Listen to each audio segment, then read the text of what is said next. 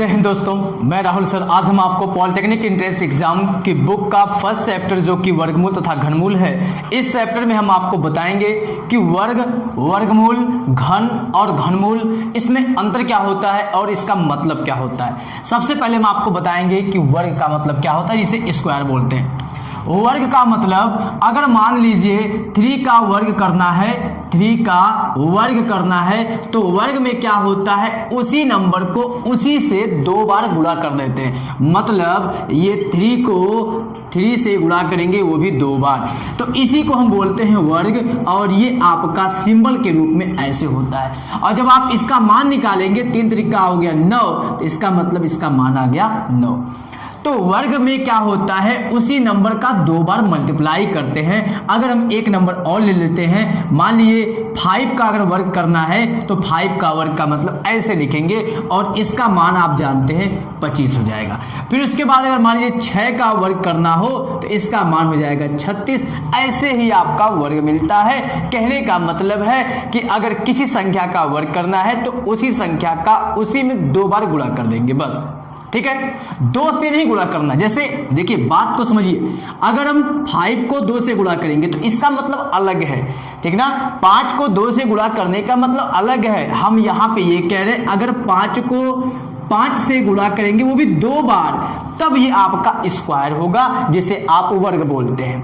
अब हम आपको बताते हैं घन क्या होता है। घन में आपका उसी नंबर का 3 बार गुणा करते हैं। जैसे 3 है, 3 का 3 बार गुणा करेंगे, तो यहाँ पे आपका बन जाएगा 3 का पावर 3, और जिसको आप 3 तरीका 9 3 27 भी लिख सकते हैं। तो 3 का घन का मतलब 3 का पावर 3, और 4 का घन का मतलब, घन का मतलब ही होता है कि उसका 3 बार गुणा। 4 का घन का मतलब 4 का पावर 3, 5 का घन का मतलब 5 का पावर 3। घन का मतलब क्या हुआ, उस नंबर को 3 बार गुणा करना है, उसी के साथ 3 बार गुणा करना है। और वर्ग में क्या होता है, उसी नंबर का 2 बार गुणा करना है। इतनी बात क्लियर है। अब हम चलते हैं वर्गमूल पर। वर्गमूल में आपका क्या होता है, जैसे आप 3 का वर्ग किए हैं तो 9 आया है, तो ऐसे ही आप अगर 9 का वर्गमूल करेंगे, तो आपको ऐसे लिखना पड़ेगा, ये कड़ी में करके। ठीक, 9 का जब आप वर्गमूल करेंगे, तो आपको वही संख्या मिलेगी जिस संख्या का ये वर्ग है। अब आप बताइए, ये किस संख्या का वर्ग है। 3 का वर्ग 9 था, इसलिए 9 का वर्गमूल 3 होगा। ठीक है, अगर मान लीजिए x का वर्ग, ठीक, x का वर्ग मान लीजिए p है, बात को समझिएगा। x का वर्ग मान लीजिए p है, मान लीजिए कोई नंबर को डिनोट कर रहा है, तो p का अगर हम वर्गमूल की बात करें, तो वह संख्या मिलेगी जिसका ये वर्ग है। किस संख्या का वर्ग है, x का वर्ग है। इसका मतलब यहाँ पे क्या लिखेंगे, x लिखेंगे। अब यहाँ पे हम आपको बताना चाहेंगे कड़ी का मतलब क्या होता है। कड़ी का मतलब होता है पावर आधा। क्या होता है, पावर आधा।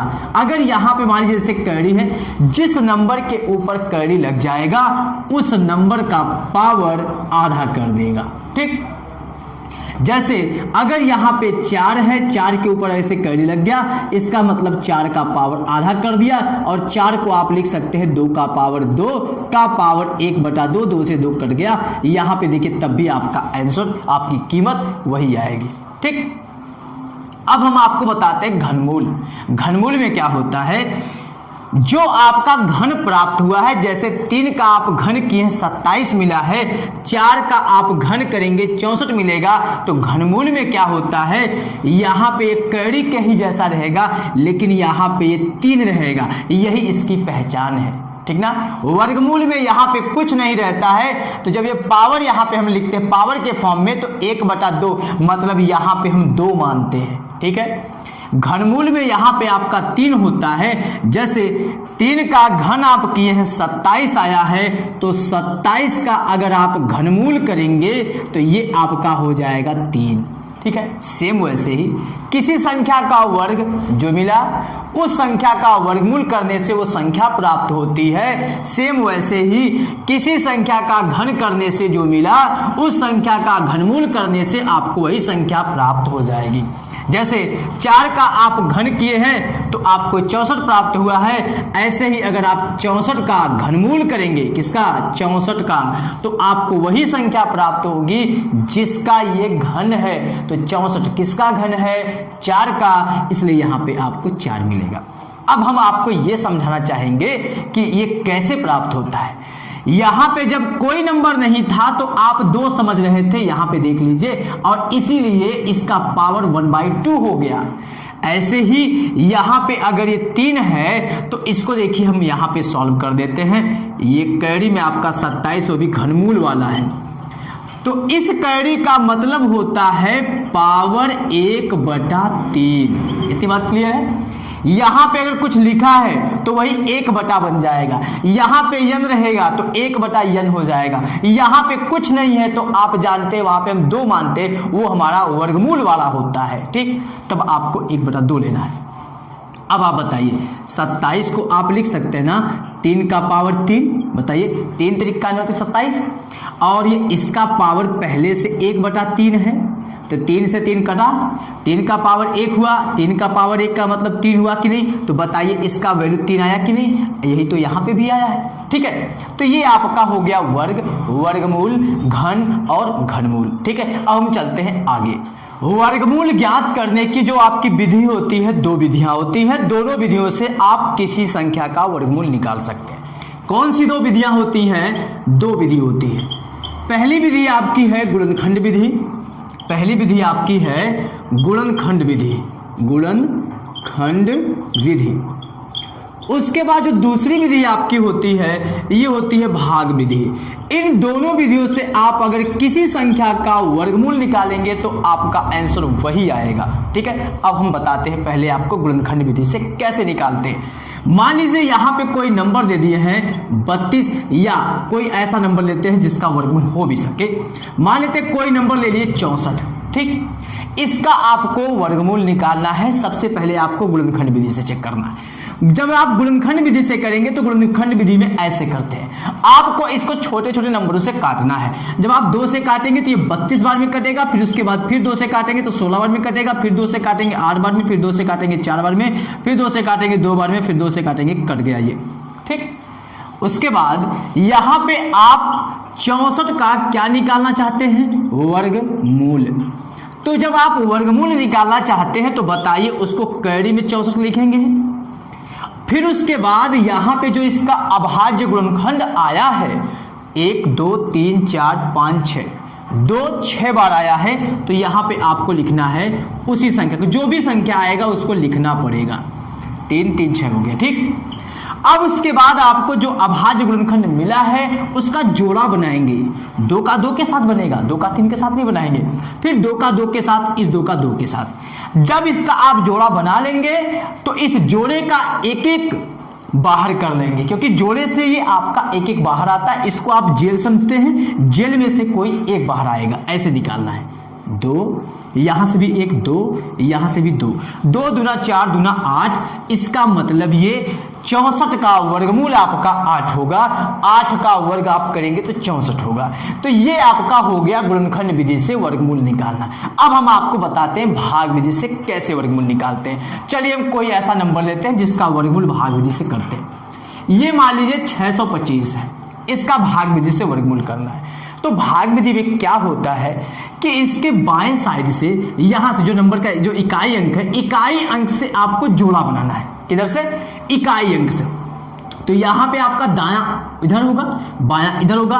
तो नंबर के ऐसे समझिए कि इकाई अंक से जोड़ा बनाना 2 2 का, ये इसका जोड़ा बन गया, इसका जोड़ा नहीं बना, इसको ऐसे छोड़ देंगे। अगर ये 4 नंबर रहता तो आपका इसका भी जोड़ा बन जाता। तो जोड़ा बने या ना बने, लेकिन आपको जोड़ा बनाना है उधर इकाई अंक से, ठीक। अब उसके बाद यहां पे एक खाना थोड़ा सा छोड़ के आपको ऐसे लिखना है। अब ऐसा नंबर लेना है कि उसी में गुणा करने पर 6 आ जाए। मतलब ये है कि 2 का 2 में गुणा करने पर 4 आ रहा है, ठीक।